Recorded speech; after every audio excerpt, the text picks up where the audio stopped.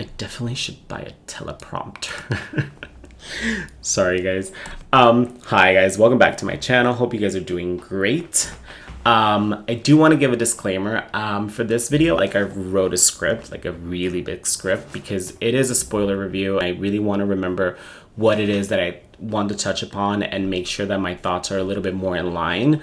For other videos, I don't really need to do it because it's just, you know, more of a conversation. But for this one, I wanted it to be a little bit more structured because there is a lot of the movie that I enjoyed and there's other things that I think kept it from being a better film. And those things I really want to be able to streamline my thoughts a little bit better instead of just rambling on for like 30 minutes without any real substance. So I created, like, I did a whole review on it. So yeah, so just so you know, because I need to learn how to look at the camera more because I feel like I tend to not do it. I think the ADHD kicks in and I just keep looking everywhere else except the camera. But hopefully practice makes perfect and I can do it with more ease. Okay. But anyway, let's get into it. Overall thoughts of the movie. I mentioned them in my non-spoiler review. So if you haven't watched that, you can go watch it. This one will be a spoiler review, which will be a lot longer and dives more into the movie itself and the aspects that I did enjoy and I didn't enjoy. There's definitely elements in the movie that make it a lot of fun and enjoyable. However, there's also elements that keep it from being a better movie. And those elements, I'll break them down later in the review. But first, if you haven't yet, please subscribe. At the end of the video, like and share. I mean, I know that I have friends that I know in real life that probably watch these videos. And I have you on social media and I've never seen anything shared. But no, I'm just joking. But really, it will help me out a lot. So if you haven't yet, subscribe and like and share the video if you want to. So let's just dive into it. As I mentioned in my non-spoiler review, I give it a 6.5 to 7 out of 10. And there's reason as to why I didn't have it a solid 8. And it's just, it really is things that irk me. And that's why I didn't give it an 8. But to start off with the things that I did enjoy, number one was definitely the acting. And I mentioned it in my non-spoiler review, but I think the acting is definitely a key factor as to why this movie is so enjoyable. I think the entire cast brings their A game to their performances. There was nobody in the cast that I say, oh yeah, this person should have not been in this movie because they just spoiled it for everybody. No, I think every single actor in the movie gave their 150%, and you can tell that they were passionate about the project and the script that they got. Not one of them left anything in the table for us to be like, well, you know, they could have done it better. And that definitely is the case for Xolo Maridueña as Blue Beetle. He embodies Blue Beetle in the charisma, personality, character, humor, heart. I think there was no better casting for Blue Beetle, to be quite honest, especially when it comes to a lesser known character where people are going to start seeing it for the first time, or they will literally like his performance as a whole. And for the people that know Blue Beetle based on the DC comics or even the animation aspect of it, I think that he embodies the character so well that it is hard to not like him in the role. Whether or not he's going to remain in the new DCU, that is yet to be determined. Apparently James Gunn said that he will be in the DCU, but I don't know how James Gunn is and everything that he's been saying lately and the way that he puts his foot in his mouth a lot. I don't know. I think that this is an aspect that we'll just have to wait and see whether or not that's true. But I would love to see him more in the role moving forward. As for another standout when it comes to their performances, I definitely think that George Lopez as Uncle Rudy is definitely top tier. Comedians not always make for good actors in certain roles in certain movies, but I think George Lopez really used his abilities as a comedian in order to highlight his performance here in this movie. And it's not that he was only just the comedic relief. There was other things in the movie that he did. He played an integral role in the plot and in Jaime's journey as Blue Beetle. He was essentially the nut job genius uncle that believed in conspiracy theories. I literally saw my life flash before my eyes when I saw his character. I'm like, oh, so this will probably be me in a few years. Joking, I'm not a genius. Like, I can't do half of the things that he does with technology. But I think that he was a pleasant addition to the movie, and I think he carried a lot in the movie. He just had a lot to do, and it's very interesting because the trailers did not give a lot away from his character, but he is integral into saving Palmyra City and even Jaime himself. He was there to help Jenny to get into Court Industries when she needed the key to be able to get into her father's lab. He actually was the one that made sure that everything in the lab was functional and helped them understand the technology. Like, again, his character, a standout not only because of his performance, but the role that he played in the movie as a whole. And the whole like Batman fascist line, again, people are very sensitive, extremely sensitive. I love Batman. I mean, come on, I have a tattoo. There's a bunch of Lego sets right there in the corner of Batman itself. Like, I love Batman. He's my top number one character of DC, superhero of all time. I think even superhero as a whole. And I love Spider-Man a lot, but I think that Batman is just that person for me. But I didn't think it was that big of a deal. It was a joke. And in the context of the scene in the movie, it just makes sense. It made a lot of sense. And the delivery was great. Like, again, people are just overly sensitive. That didn't take me away from the movie. And I think his character as a whole is definitely a standout in the movie. Everybody else in the movie was great.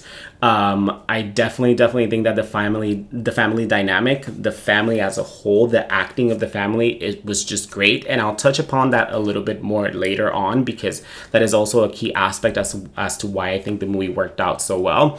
But I do want to mention Bruna Marquezine, oh God, I butchered it, as Jenny Cord.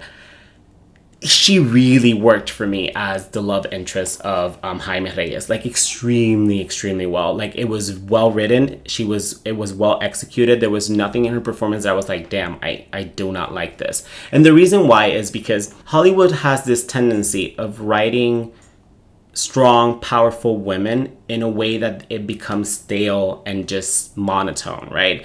And I think that her character was written in a way that just felt natural to the story.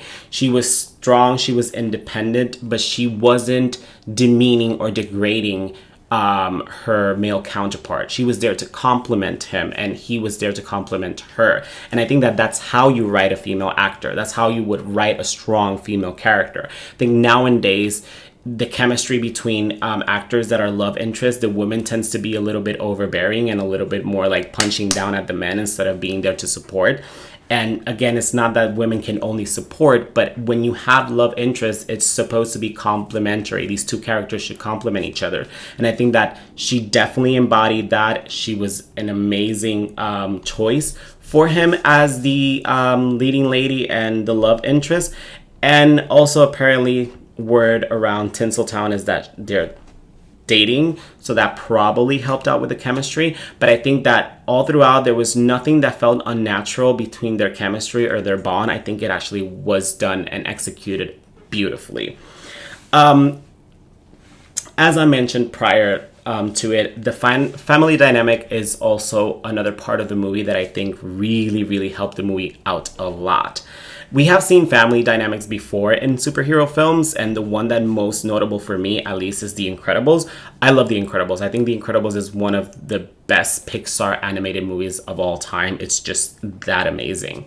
And this movie, in terms of family dynamic, really embodies the same atmosphere and the same energy that The Incredibles had. Right, the family is integral to the movie and to Jaime's life, and you can see it all throughout the movie. It's something that's established from the very beginning all the way to the end. It's not something that was just established just to make it seem part of the movie and then just left alone afterwards and nobody cared for it. No. It was something that you saw full through on the whole movie, and I think that it was great. It was a good way to represent families and in a very refreshing and positive way to represent families. You know, nowadays we have a lot of TV shows and movies that represent families as broken, damaged, and not at all like together or having strong bonds. And I think that this movie definitely brings something new to the table. Not new, but refreshing, because we haven't seen it in a long time. And one key aspect of the whole family thing was everybody's bond with one another. It didn't feel forced. It didn't feel acted. It didn't feel as if it wasn't organic. The whole thing was organic. It was just you felt that these people were family, and I think that is one, a hard thing to do if you're not a well-seasoned actor, and two, it tends to be hard to push, like to pull through in a movie. I've seen a lot of other family dynamics in shows and TVs, and there's certain aspects of it that work well, but the family as a whole doesn't. But this one, everybody just felt connected, in sync, and had like synergy. I think that is a beautiful thing to have. And the other thing that I wanted to highlight when it comes to the family dynamic, it's Jaime and his dad's bond.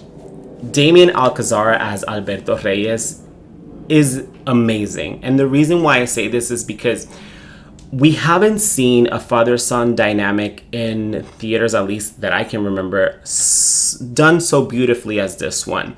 I think Hollywood has either a fear or don't know or really don't care to highlight father figures nowadays, that it gets lost in translation. Like most of the time when we see the father figure in a movie or a TV show, the father is a bum, he's not in the life, he's just not a good father as a whole, or he's just he's just idiotic and stupid and ignorant, and the mom is the one that has to do everything.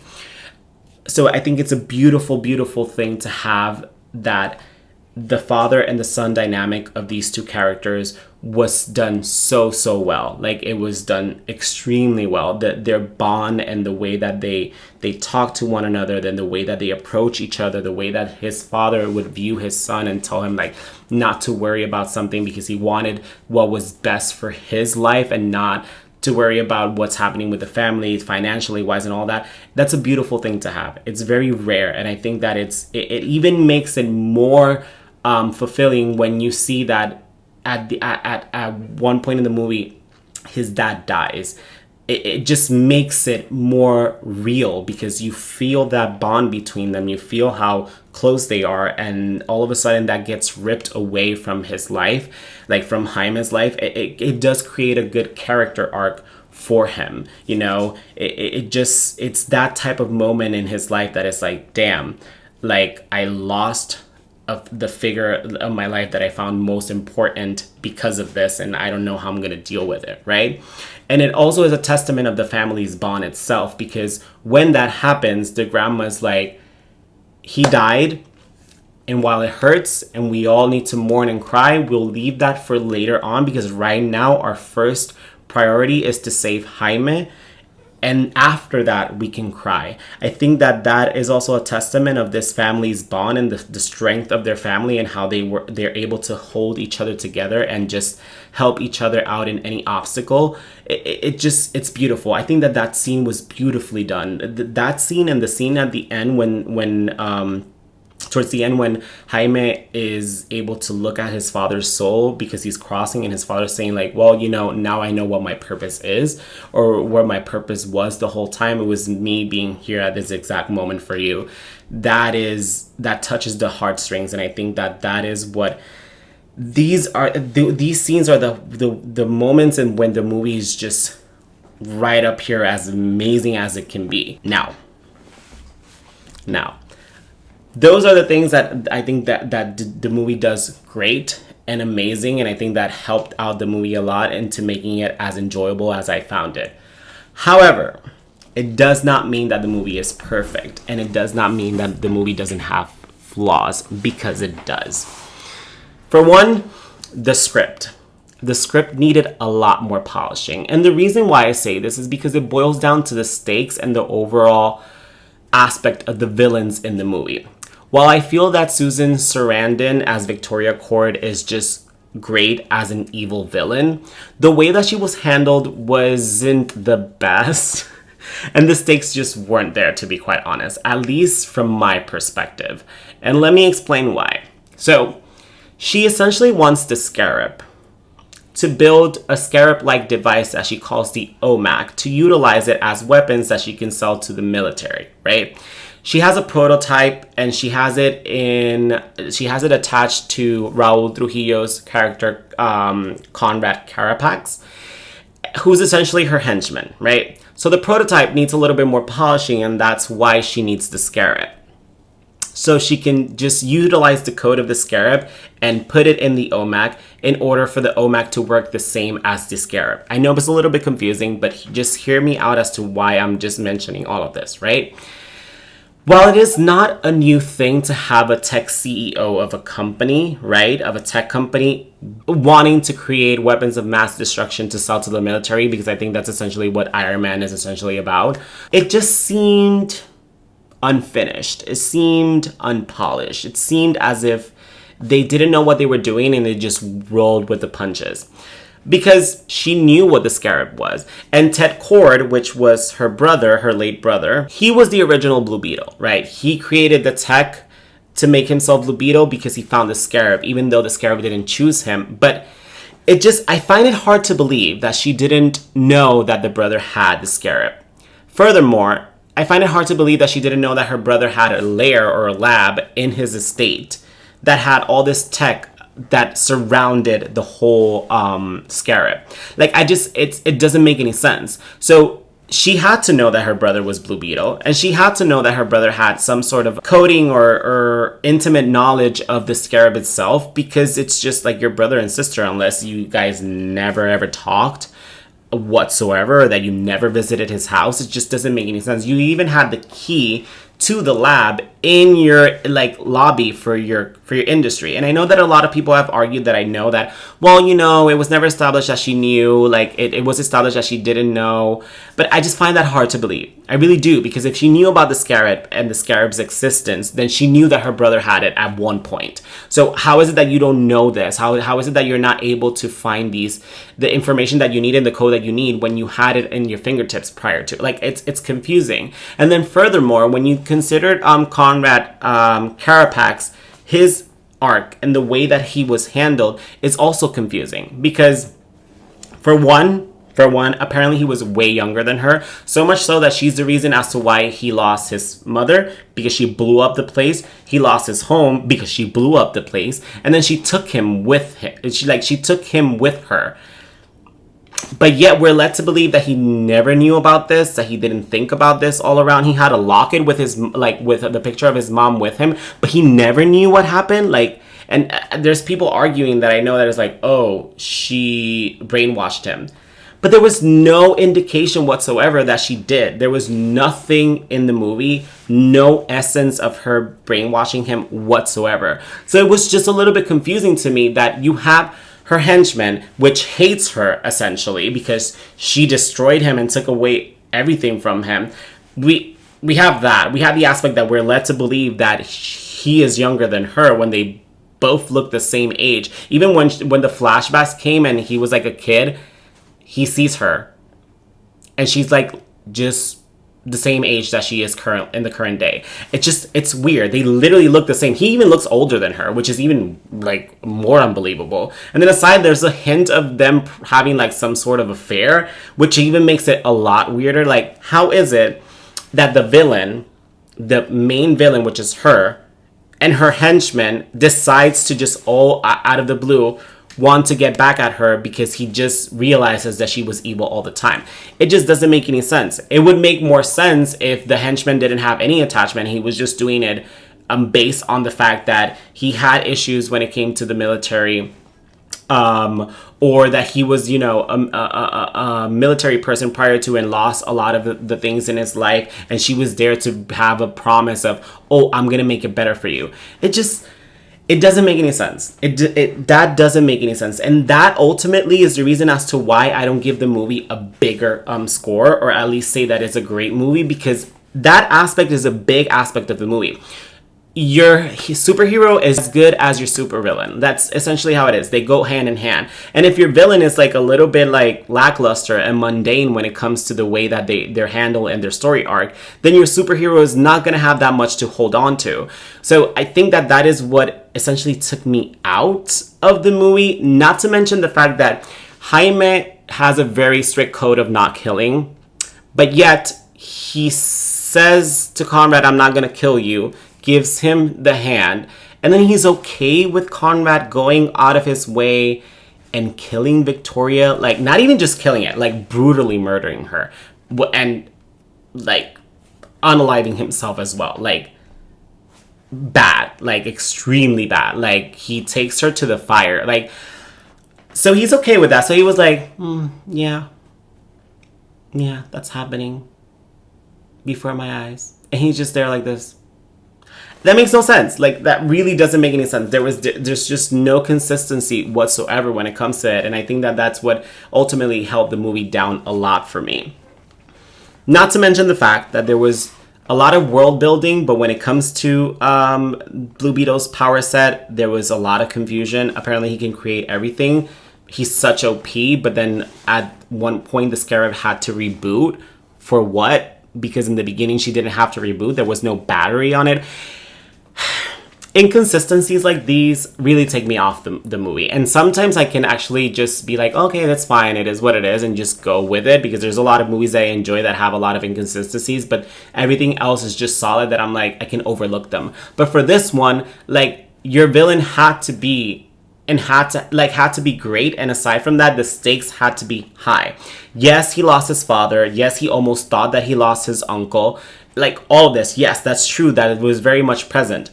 But the overall villain's like motive and reasoning and the stakes behind it just felt muddy and rushed to me, and that's why I feel like the movie really dug down a little bit of points just based off of that. Your plot and your story has to be consistent all around, and your villain has to be consistent, especially if it's a superhero film, in order for the movie to be great. But I rest my case. Whether or not we're going to see Xolo return as Blue Beetle is anybody's guess. Gunn is saying that he will be. I would love for him to return and see him in the role again and see how he grows as a character and as a superhero. But how Gunn is handling things and the way that he's putting his foot in his mouth a lot, I wouldn't even take his word for it. So we shall see. Anyway, that would be my spoiler review for Blue Beetle. If you watched it and you watched this video full on through, let me know what you thought of the movie. I would definitely want to see different perspectives of it. Don't miss my box office breakdown that I would upload in the next day or so. And don't forget to like, share, and most importantly, subscribe. And I'll catch you guys in the next one. Peace.